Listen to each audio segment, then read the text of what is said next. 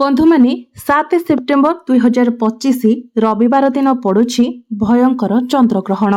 तो यही दिन आपण घरर एही स्थान रे चुपचाप रखी दियंतु गोटे 1 टंकार कॉइन।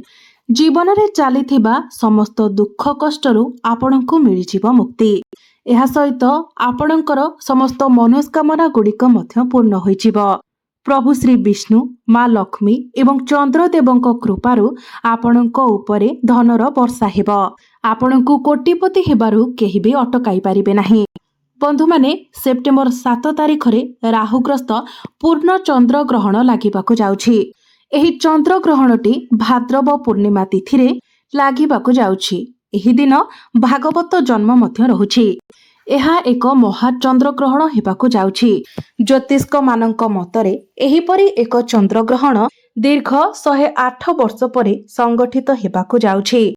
ଏହି ଦିନ ଯଦି ଆପଣ ତନ୍ତ୍ରଶାସ୍ତ୍ର ବା ଜ୍ୟୋତିଷ ଶାସ୍ତ୍ରରେ ଲିଖିତ ଏହି 1 ଟଙ୍କିଆ ମୁଦ୍ରାର ଗୁପ୍ତ ଉପାୟଟିକୁ ପାଳନ କରିନେବେ, ତେବେ ଆପଣଙ୍କ ଜୀବନରେ ଚାଲିଥିବା ସମସ୍ତ ଆର୍ଥିକ ସମସ୍ୟା ଗୁଡ଼ିକ ଦୂର ହୋଇଯିବ। बंधु माने सूर्यपराग हेउ किंबा चंद्रग्रहण हेउ एही तिथिरे आपण जेउ भी उपाय पालन करिथांती तार 100 गुणा लाभ आपणको प्राप्ति होई थाए। तो बंधु माने सेही परी किछि चमत्कारी उपाय विषय जानिबा पई आपण माने भिडियोटी को स्किप न करी शेष पर्यंत निश्चय देखंतु एवं भिडियोटी को लाइक करी चैनल टी को सब्सक्राइब करि दियंतु। कमेंट बॉक्स रे भक्ति एवं श्रद्धार सहित जय श्री जगन्नाथ जय माँ लक्ष्मी निश्चय लिखंतु। बंधु माने 1 हेउछि प्रथम अंक, तो 1 टंकियाटी हेउछि मुद्रार प्रथम अंक। एहाकू अत्यंत शुभ बोली माना जाई थाए। बंधु माने आपण माने देखिथिबे जे विशेषतः माँ लक्ष्मीकर पूजा समय 1 टंकिया मुद्रार विशेष प्रयोग करा जाई थाए। एहा सहित गुआ अरुआ चाउलर मध्य प्रयोग करा जाई थाए। आमे पूजार संकल्प नेबा समय हातरे गुआ अरुआ चाउल एवं 1 टंकिया मुद्रा रखी संकल्प नहीं थाउ। आमर हिंदू धर्म रे 1 टंकिया मुद्रार बहुत अधिक महत्व रहिछि। एक विशेष प्रकारर महत्व रहिछि। बंधु माने एही चंद्र ग्रहण दिन 21 रु अधिक शुभ जोगर संगठित हेबाकू जाउछि। एहार अर्थ हेउछि जे एही चंद्र ग्रहण दिन आपण जेउ भी उपायर पालन करिवे ताहा निश्चित भावरे आपणଙ୍କୁ 100 गुणा अधिक लाभ प्रदान करिब।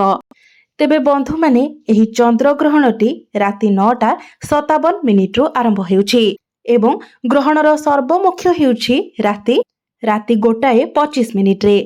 पूर्ण ग्रासर समय हेउछि राति 11:01 रु नै राति 11:42 पर्यंत। एही ग्रहणर अवधि समय हेउछि 3 घंटा 29 मिनिट। तेबे बंधु माने ग्रहण आरंभर 9 घंटा पूर्वरु अर्थात दिन 12:57 रु आपण पाकत्याग एवं हांडी छाड़र नियम को पालन करिबा उचित। एहा सहित देवनीति मध्य निषेध कराजिब। तेबे बंधु माने आजिर एही भिडियो रे मो आपणको जो चमत्कारी उपाय विषय कहिबाकू जाउछि सेति मध्यरु प्रथम उपायटी हेउछि धन वृद्धिर महा उपाय। एही उपायटी को जदि आपण एही विशेष चंद्र ग्रहण दिन करिनेउछंती तो निश्चित भावरे आपणकर समस्त आर्थिक समस्या दूर होइछिब एवं आपणकर धन रे मध्य वृद्धि हेब। तो सेथि पई आपण एही दिन चंद्र ग्रहण आरंभ हेबा पूर्वरु अर्थात राति 9:57 पूर्वरु आपणको गोटिए पित्तलर गिना नेबार अछि। सेही गिना रे आपण गंगा जल भरि नियंतु। तापरे सेही गिना रे आपण गोटिए 1 टंकिया कॉइन को रखि दियंतु। तापरे सेही गिनाटी को नै आपण निजर घरर छात ऊपर को नै जांतु। तापरे सेही गिना को आपण एपरे स्थान रे रखंतु जेउठारे पूर्ण भावरे चंद्र किरण पडुथिबो। ता पर दिन आपण स्नान कार्य सारि नियंतु एवं शुद्ध होई सेही गिनाटी को आपण छात ऊपर नै आसंतु। तापरे सेथिरे थिबा मुद्रा को नै आपण निजर धन रखुथिबा स्थान रे रखि दियंतु। जदि एही उपायटी को आपण चंद्र ग्रहण दिन करिनेउछंती तो निश्चित भाबरे आपणक जीवन रे चालिथिबा धनजनित समस्या गुड़िक दूर होइजिब। एही मुद्राटी माँ लक्ष्मीकर आशीर्वाद भली काम करिब। आपणक गृह को धन आकर्षण करिबार चुंबक भली कार्य करिब। जहा फल रे आपणकर आर्थिक समस्या दूर होइजिब। द्वितीय उपायटी हेउछि शुक्र ग्रह को मजबूत करिबार महा उपाय। बंधु माने शुक्र ग्रह को धनर कारक ग्रह बोली माना जाइथाय। माँ लक्ष्मीकर स्वरूप बोली माना जाइथाय। शुक्र ग्रहंकर नियंत्रण माँ लक्ष्मीक हाथ में रही थाए। जो व्यक्तिंकर कुंडली रे शुक्र ग्रह मजबूत स्थिति रे थांती तांकर धन जनित प्रत्येक निर्णय रे से सफल होई थांती। समाज रे एक धनी एवं प्रतिष्ठित व्यक्ति भावरे से जणा जाई थांती। सेही व्यक्ति जो भी कार्य रे हाथ देई थांती सेही कार्य रे तांको सफलता मिली थाए। तो बंधु माने एही जे उपायटी मु आपनको कहिबाको जाउछि एहाको आपण दिन 12:57 पूर्व ही करिवार अछि। तो यही चंद्र ग्रहण दिन आपण सकाळु ब्रह्म मुहूर्तरू उठी जांतु। निजर स्नान कार्य समापन करी आपण ठाकुर घर को जांतु। साथी रे गोटे लाल रंगर कपड़ा नियंतु। मने रखिबे जदि पारिबे तो आपण गोटे नाली रंगर किंबा हलदिया रंगर वस्त्र परिधान करंतु। तापरे आपणकर पूजा घरे माँ लक्ष्मीकर जदि मूर्ति अछि किंबा फोटोचित्र अछि सेही सम्मुखरे आपण बसी जांतु एवं माँ लक्ष्मीक सम्मुखरे एक शुद्ध घीर दीप जलांतु। तापरे 2टी 1 टंकिया मुद्रा निज हाथ रे आपण धरंतु। तापरे माँ लक्ष्मीकर बीज मंत्र को आपण 11 थर जप करंतु। माँ लक्ष्मीकर बीज मंत्र हेउछि ओम महालक्ष्मी नमः। एही मंत्र को आपण 11 थर जप करंतु। 11 थर एथिपाई कारण 11 संख्याटी माँ लक्ष्मीकर अत्यंत प्रिय होइथाए।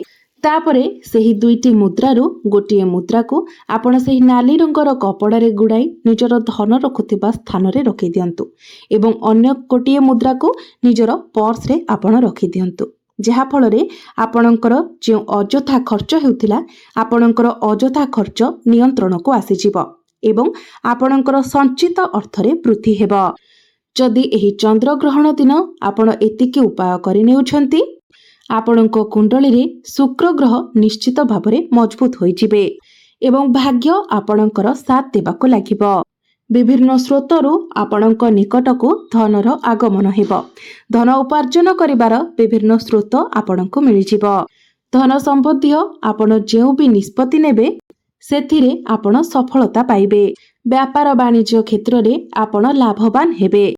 एही उपायटी को चंद्र ग्रहण दिन करिबा द्वारा आपणकर डेली इनकम रे मध्य वृद्धि हेबो।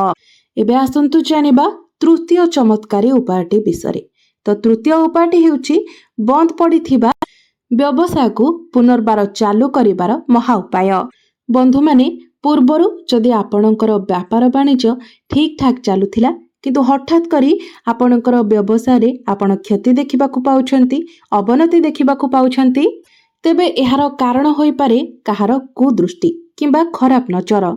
तेबे एही नजर दोष को काटिबा पई आपण एही चंद्र ग्रहण दिन 12:57 पूर्वरु ही आपण एही उपायटी को करि नियंतु कारण 12:57 परे देवनीति निषेध अटे।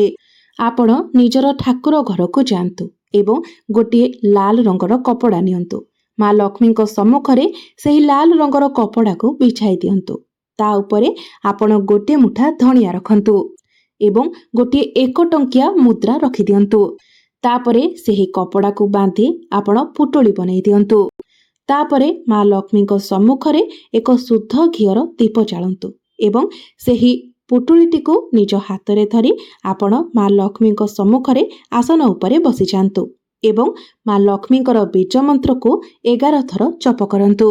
बीज मंत्रटी हेउछि ओम महालक्ष्मी नमः किंबा ओम श्रीम श्रियाहे नमः। तापरे सेही पुटुलीटी को नै आपण निजर व्यापार वाणिज्य स्थान रे रखि दियंतु। आपणक व्यापार वाणिज्य रे उपरे लागिथिबा समस्त कुदृष्टि कुनजर कटिजिबो एवं आपणकर व्यापार वाणिज्य रे आपण पुनर्बार उन्नति देखिबाकू पाइबे। चतुर्थ उपायटी हेउछि भाग्यर साथ मिलिबार महा उपाय। जदि आपणकर नवग्रह आपणको अशुभ फल प्रदान करुछंती आपणको आपणक भाग्यर साथ मिलु नाही तेबे नवग्रहंक ठारू शुभ फल प्राप्ति करिबा पई एवं निजर भाग्य को मजबूत बनाइबा पई आपण चंद्र ग्रहण दिन संध्या समय एही उपायटी को निश्चित भावरे पालन करंतु। आपण एक नुआ ताला एवं चापी किणिकी आनंतु। ଗୋଟିଏ ଧଳା କପଡ଼ାରେ ସେହି ତାଲା ଚାବି ଏବଂ ଗୋଟିଏ 1 ଟଙ୍କିଆ କଏନ୍କୁ ରଖି ବାନ୍ଧି ଦିଅନ୍ତୁ। ତାପରେ ସେହି ପୁଟୁଳିଟିକୁ ନେଇ ନିଜ ଘରର ଛାତ ଉପରେ ରଖିଦେଇ ଆସନ୍ତୁ।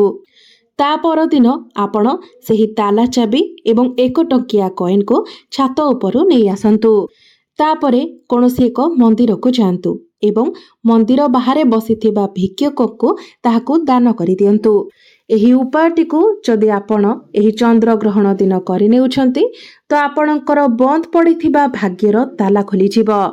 ପଞ୍ଚମ ଉପାୟଟି ହେଉଛି ମନସ୍କାମନା ପୂରଣ କରିବାର ମହା ଉପାୟ। ସେଥିପାଇଁ ଆପଣ 1 କିଲୋ ଗୁଡ଼ ନିଅନ୍ତୁ ଏବଂ ଗୋଟିଏ 1 ଟଙ୍କିଆ କଏନ୍ ନିଅନ୍ତୁ ଏବଂ ଚନ୍ଦ୍ରଗ୍ରହଣ ଦିନ 12:57 ପୂର୍ବରୁ ହିଁ ଆପଣ ଏହାକୁ ନିଜର ଠାକୁର ଘରେ ରଖିଦିଅନ୍ତୁ। ତା ପରଦିନ ଆପଣ ଏହି ଗୁଡ଼ ଏବଂ 1 ଟଙ୍କିଆ କଏନ୍କୁ ନେଇ କୌଣସି ଏକ ହନୁମାନ ମନ୍ଦିରକୁ ଯାଆନ୍ତୁ ଏବଂ ସେଠାରେ ବସିଥିବା କୌଣସି ଭିକ୍ଷୁକକୁ ଆପଣ ଏହାକୁ ଦାନ ଦେଇଦିଅନ୍ତୁ।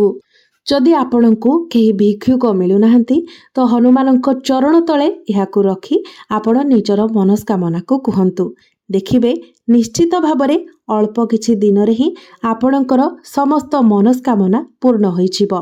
ଯେଉଁ ଇଚ୍ଛା ଅନେକ ଦିନ ଧରି ଆପଣଙ୍କର ପୂରଣ ହୋଇପାରୁନଥିଲା ଅଳ୍ପ କିଛି ଦିନରେ ହିଁ ସେହି ଇଚ୍ଛା ଆପଣଙ୍କର ପୂରଣ ହେବାର ଆପଣ ଦେଖିବାକୁ ପାଇବେ। ତ ବନ୍ଧୁମାନେ ଆଜିର ଏହି ଭିଡ଼ିଓରେ ମୁଁ ଆପଣଙ୍କୁ ଯେଉଁ ସବୁ ଉପାୟ ଗୁଡ଼ିକ କହିଲି ପ୍ରତ୍ୟେକ ଉପାୟ ବହୁତ ସହଜ ଏବଂ ସରଳ ଅଟେ।